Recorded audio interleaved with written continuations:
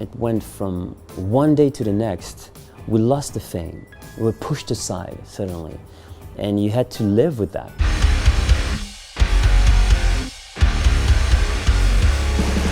What's up, everybody? I'm Finn McKenty. This is the Punk Rock MBA, and let me start by asking you what all these artists have in common. Fountains of Wayne, Trapt, Crazy Town, Jimmy Eat World, Chumbawamba, Milli Vanilli, Len, James Blunt, Wheatus, and Afroman. If you said that they were all one-hit wonders, well, you would be correct. And usually in videos like this, people go down the list and just kind of like dunk on them. But what I want to do in this video is dig a little bit deeper into the term one-hit wonder and get into exactly what it means and why, honestly, I kind of dislike it. Specifically, that I think when people call somebody a one-hit wonder, it usually implies that they were a failure of some kind. Like, that term often seems like it comes with sort of a smirk, like, oh yeah, I know that song, yeah, they're a one-hit wonder. But is it really that simple? Is being a one-hit wonder such a bad thing? Does it even mean that you failed at all? Or is there more to it than that? Those are the questions that I will answer in this video. But first, if you haven't, please check me out on Twitch. I am streaming twice a week from 4 to 7 p.m. Pacific on Tuesdays and Thursdays, and there's a link to that in the description of this video. But first, sleep is really important to me. It gets me rested and recharged and just really ready to take on the day. So thank you to Helix Sleep for sponsoring this video. I've had my Helix mattress for about 3 months now, and honestly, I absolutely love this thing. First time I laid down on it, I turned to my wife and I was like, oh my God, why didn't we do this a long time ago?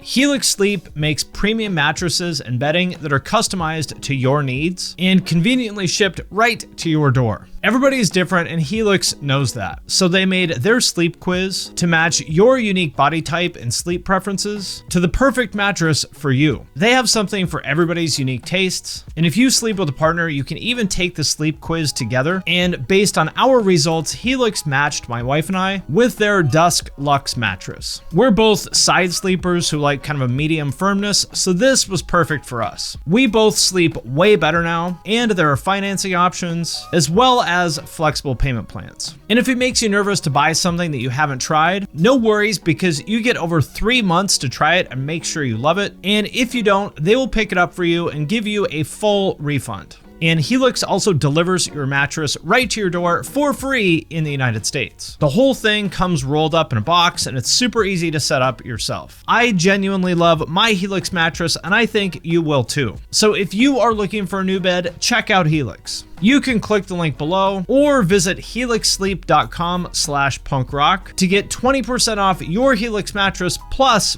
2 free pillows. And let's start with what a lot of people would classify as the quintessential one-hit wonder, Teenage Dirtbag by Wheatus. 'Cause I'm just a teenage dirtbag, baby. This song was kind of a minor hit in America, but it went to #1 all over the world, for example, in Australia and Belgium, and ended up being really a legit mainstream hit in a lot of Europe. But even with all that momentum, Wheatus was really never able to follow that up with another hit, and they ended up getting dropped by Sony after butting heads with the label over and over all kinds of different things. But they are still around, and since then, they've been operating as an independent band. And some people might look at this as a failure. Like, wow, what could have happened if they had another hit, and if Sony would have kept them? This band could have been huge. But they blew it, how sad. But I'm not so sure that any of that would be true. Here is what Wheatus' frontman Brendan B. Brown said about this. I had always thought to myself that if I were to be successful in music, that I'd prefer it to be low-key, and that the kind of career that Fugazi and Ani DeFranco had would be more than enough. And so the way that I see it, being a one-hit wonder was actually perfect for him. Basically, he used the label's marketing budget to get his career off to an amazing start and expose his band to millions and millions of people all over the world. And then he happily left the major label world to do what he wanted to do all along, which was to be an independent artist making music on his own terms. And thanks to all the exposure he got from Teenage Dirtbag, he still had hundreds and hundreds of fans who would show up to see him play in pretty much any given city, even 15 or 20 years after the song came out. And just to really drive this point home, compare them to another one-hit wonder of the 2000s, Trapt, who you probably know for their song Headstrong, as seen in your favorite anime music videos from 2007. Back off, I'll take you on. Headstrong to take on anyone. This song hit #1 on the Billboard rock charts, based essentially just on the chorus, which is admittedly pretty catchy. And they did have a couple of other singles which kind of did okay, but the band never had another song come anywhere close to Headstrong. And just like Wheatus, they got dropped from their label years ago, and they now also operate as an independent band, releasing their own albums. At least that's what it looks like to me, since their label, called Crash Collide, apparently only releases Trapt albums. But unlike Wheatus, who maybe aren't as big as they were 20 years ago, are pretty much universally loved by the people who do remember them, Trapt has essentially turned into a laughingstock, especially after their singer Chris Taylor Brown's social media meltdowns over the past couple years. When he was on Twitter attacking everybody from Ice-T to Franz, from Attila to Danny Diablo, and still basically won't stop talking about his right-wing politics, even knowing that that's alienating a huge part of his fan base. And despite the fact that they somehow still have 2 million monthly Spotify listeners, who are probably all listening to Headstrong, because it's probably on some like 2000s gym rock playlist or whatever, in spite of those 2 million Spotify listeners, these days they're playing to something like 50 people a night.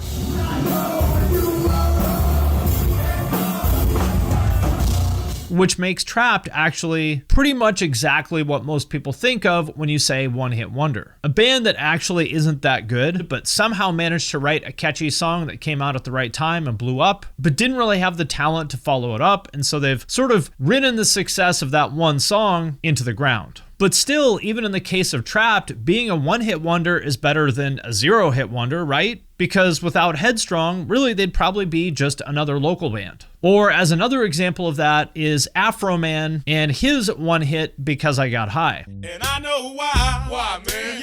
Yeah, 'cause I got high.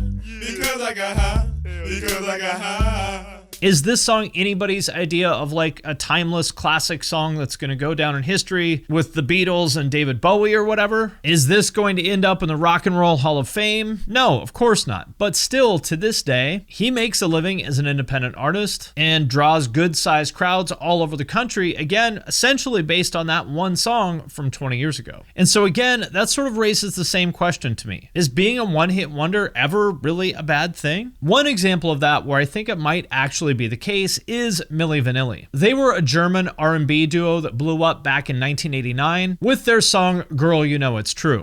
Just a love girl.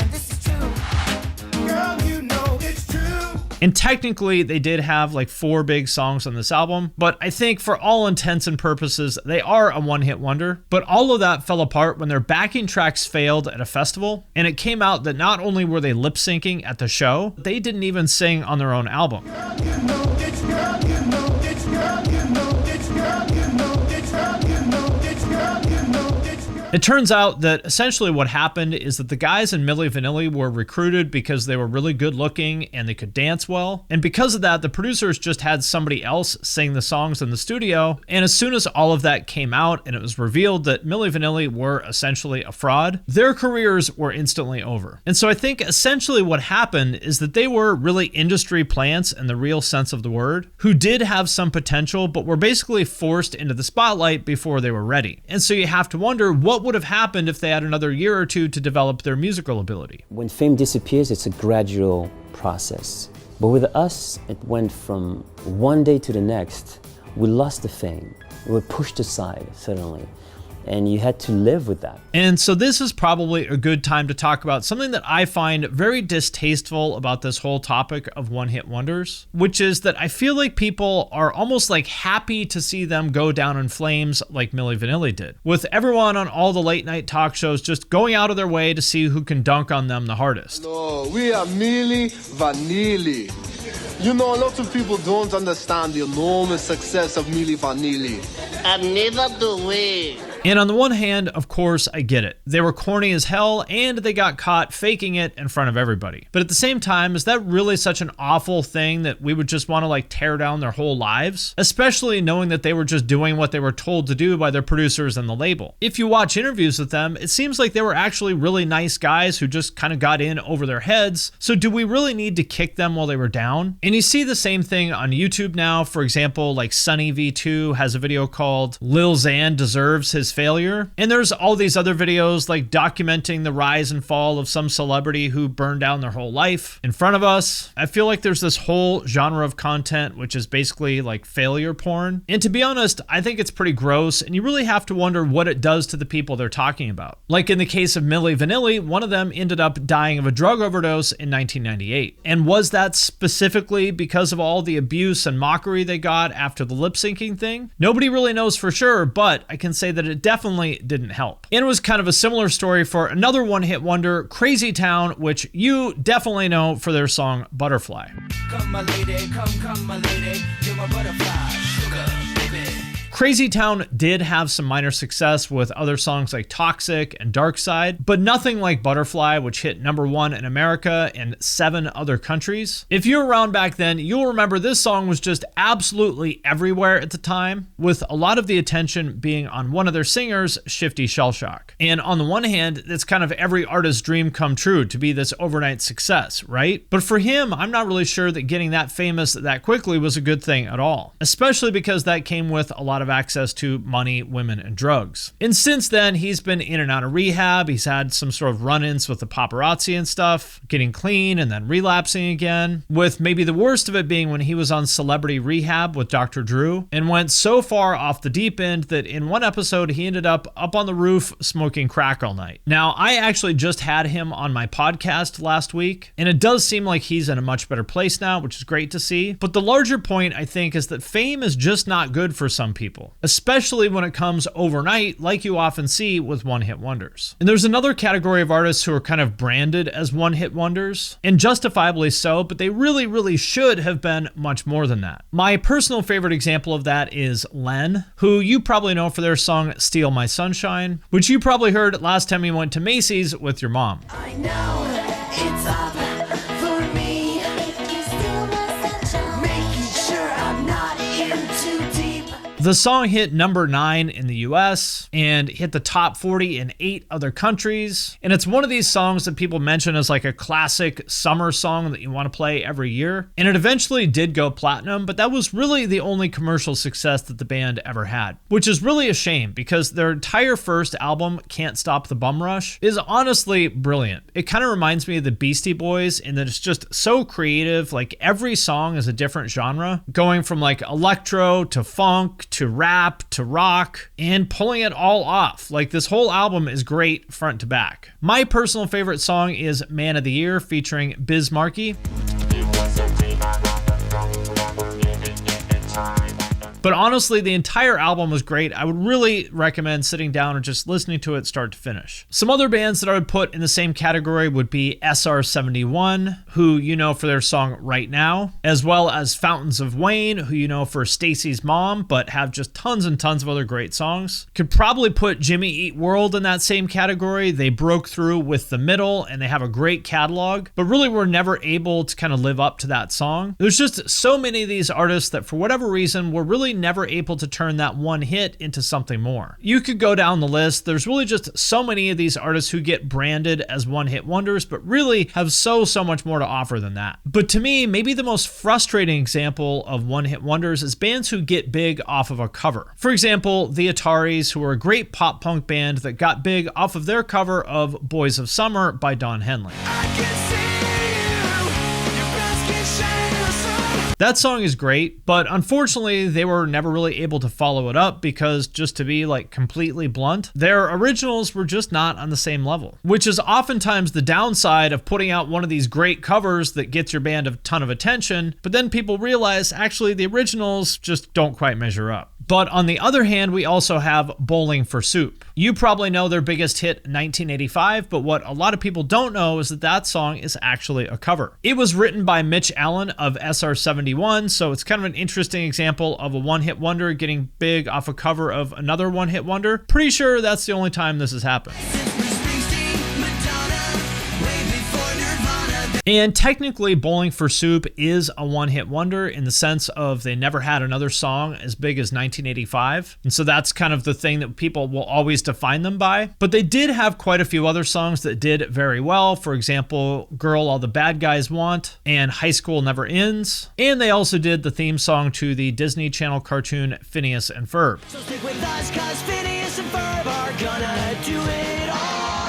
And so basically they took the momentum that they got off their cover of 1985 and turned it into a really solid career for themselves where they continued to do really well. And I think the reason why is really important to understand, because with a lot of one-hit wonders, especially the ones who get big off a cover, essentially what you see is that their big hit song was essentially a fluke, meaning that they kind of got lucky and happened to write a song that was better than they were really capable of writing. And so they could really never live up to that hit because they just honestly weren't that good. But with Bowling for Soup, on the other hand, they're one of these bands that's just incredibly consistent. And with 1985, they technically didn't write it, but it definitely sounds like they could. And if you go through their catalog, they probably have like 10 or 15 other songs that are just as good. And so are they a one-hit wonder? Yeah, technically. But again, being a one-hit wonder is probably the best thing that ever happened to them because it gave their career a boost that to this day, they're still writing. And next up, we have a very interesting example that's almost like the anti-Bowling for Soup, which is Chumbawamba and their song that you may know from 1997